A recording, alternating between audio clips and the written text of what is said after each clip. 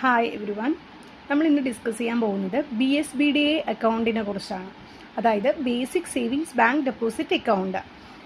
നമ്മൾക്ക് അറിയാവുന്ന കാര്യമാണ്, ഫിനാൻഷ്യൽ ഇൻക്ലൂഷൻ്റെ ഭാഗമായിട്ടാണ് ഈ BSBDA അക്കൗണ്ട് വന്നിട്ടുള്ളത്. ബിഫോർ ഫിനാൻഷ്യൽ ഇൻക്ലൂഷൻ നമ്മൾ ഈ മണി ലെൻഡേഴ്സിനെ ആയിരുന്നു ക്രെഡിറ്റിന് വേണ്ടി ഡിപ്പെൻഡ് ചെയ്തിട്ടുണ്ടായിരുന്നത്. അവർ ഹൈ റേറ്റ് ഓഫ് ഇൻട്രസ്റ്റ് ആണ് ചാർജ് ചെയ്തുകൊണ്ടിരുന്നത് അല്ലേ. അപ്പോൾ അതിനുശേഷം അതിൽ നിന്നൊക്കെ ഓവർകം ചെയ്യാൻ വേണ്ടിയിട്ടാണ് ഗവൺമെൻറ് ഈ ഫിനാൻഷ്യൽ ഇൻക്ലൂഷൻ എന്നുള്ളൊരു സ്കീം കൊണ്ടുവന്നിട്ടുള്ളത്. അതിൻ്റെ ഭാഗമായിട്ട് ബാങ്കിങ് ഫെസിലിറ്റീസ് എല്ലാവർക്കും അവൈലബിൾ ആവുക, ബേസിക് ആയിട്ടുള്ള ബാങ്കിങ് സർവീസ് എല്ലാ റൂറൽ ഏരിയാസിലും വീക്കർ സെക്ഷൻസിലും എല്ലാം അവൈലബിൾ ആക്കാൻ എയിം ചെയ്തുകൊണ്ടാണ് നമ്മുടെ ഈ ഫിനാൻഷ്യൽ ഇൻക്ലൂഷനും പാർട്ട് ഓഫ് ദാറ്റ് BSBDA ഒക്കെ വന്നിട്ടുള്ളത്. ഈ basic savings bank deposit account എന്താണെന്ന് ചോദിച്ചു കഴിഞ്ഞാൽ മിനിമം KYC റിക്വയർമെൻറ്റ് മതി. അതായത് മിനിമം ഒരു തമ്പ് ഇംപ്രഷനോ അങ്ങനെ ആൾക്കാരുടെ വളരെ മിനിമം ആയിട്ടുള്ള KYC റിക്വയർമെൻറ്റോട് കൂടി ഓപ്പൺ ചെയ്യുന്നൊരു അക്കൗണ്ടാണ് BSBDA എന്ന് പറയുന്നത്. ഏർലിയർ ഇത് നോ ഫ്രിൽസ് അക്കൗണ്ട് എന്നാണ് അറിയപ്പെട്ടിട്ടുണ്ടായിരുന്നത്. 2005 RBI നോ ഫ്രിൽസ് അക്കൗണ്ട് കൊണ്ടുവന്നിട്ടുള്ളത്.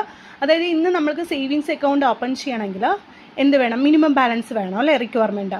അങ്ങനൊരു റിക്വയർമെൻറ്റ് ഇല്ലാതെ സീറോ ബാലൻസിൽ ഓപ്പൺ ചെയ്യുന്ന അക്കൗണ്ട്സിനെയാണ് നമ്മൾ നോ ഫ്രിൽസ് അക്കൗണ്ട് എന്ന് പറയുന്നത്.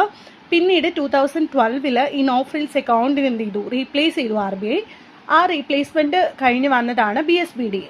ഓക്കെ, അപ്പോൾ ഈ BSBDA അക്കൗണ്ടിൽ നമുക്ക് ഡെപ്പോസിറ്റ് എത്ര വേണമെങ്കിലും വിതൗട്ട് ലിമിറ്റ് നമുക്ക് ഡെപ്പോസിറ്റ് ചെയ്യാവുന്നതാണ്.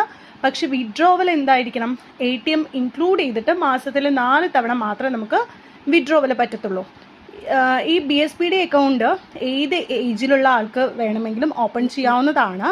ബട്ട് ദ കണ്ടീഷൻ ഈസ്, ആ ഒരു അക്കൗണ്ട് ഓപ്പൺ ചെയ്യുന്ന സമയത്ത് സെയിം ബാങ്കിൽ നമുക്ക് സേവിങ്സ് അക്കൗണ്ട് ഉണ്ടായിക്കൂടാ. ഓക്കെ, അതായത് സേവിങ്സ് അക്കൗണ്ട് നമുക്ക് BSBDA അക്കൗണ്ടും ഒരുമിച്ച് ഒരു ബാങ്കിൽ കൊണ്ടുപോകാനായിട്ട് പറ്റത്തില്ല. അങ്ങനെ സേവിങ്സ് ബാങ്ക് അക്കൗണ്ട് ഉണ്ടെന്ന് കണ്ടു കഴിഞ്ഞാൽ BSBDA ഓപ്പൺ ചെയ്ത് വിത്തിൻ 30 ഡേയ്സിൽ ആ സേവിങ്സ് അക്കൗണ്ട് നമ്മൾ എന്ത് ചെയ്തിരിക്കണം, ക്ലോസ് ചെയ്തിരിക്കണം. ഓക്കെ, പിന്നെ ഈ സ്മോൾ അക്കൗണ്ട് ഉണ്ടല്ലോ, സ്മോൾ അക്കൗണ്ടിനും KYC റിക്വയർമെൻ്റ് അല്ല. അതായത് ഇപ്പോൾ നമ്മൾക്ക് റെഗുലർ ആയിട്ടൊരു അക്കൗണ്ട് തുടങ്ങാനുള്ള ഡോക്യുമെൻറ്റ്സ് ഒന്നും സഫീഷ്യൻ്റ് അല്ലാത്ത കേസിലാണ് നമ്മൾ എന്ത് ചെയ്യുന്നത്, സ്മോൾ അക്കൗണ്ട് ഓപ്പൺ ചെയ്യുന്നത്. ഏകദേശം 1 വർഷത്തോട്ടൊക്കെ ആയിരിക്കും സ്മോൾ അക്കൗണ്ട് ഓപ്പൺ ചെയ്യുക. പിന്നീട് ഈ സ്മോൾ അക്കൗണ്ട് നമുക്ക് ആ നെസസറി ഡോക്യുമെൻറ്റ്സ് കൊടുത്തു കഴിഞ്ഞാൽ നോർമൽ അക്കൗണ്ടായിട്ട് കൺവേർട്ട് ആക്കാം.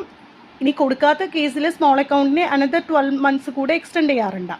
ഈ സ്മോൾ അക്കൗണ്ടിനും BSBDA അക്കൗണ്ടിലുമുള്ള കണ്ടീഷൻസ് സെയിം ആണ്.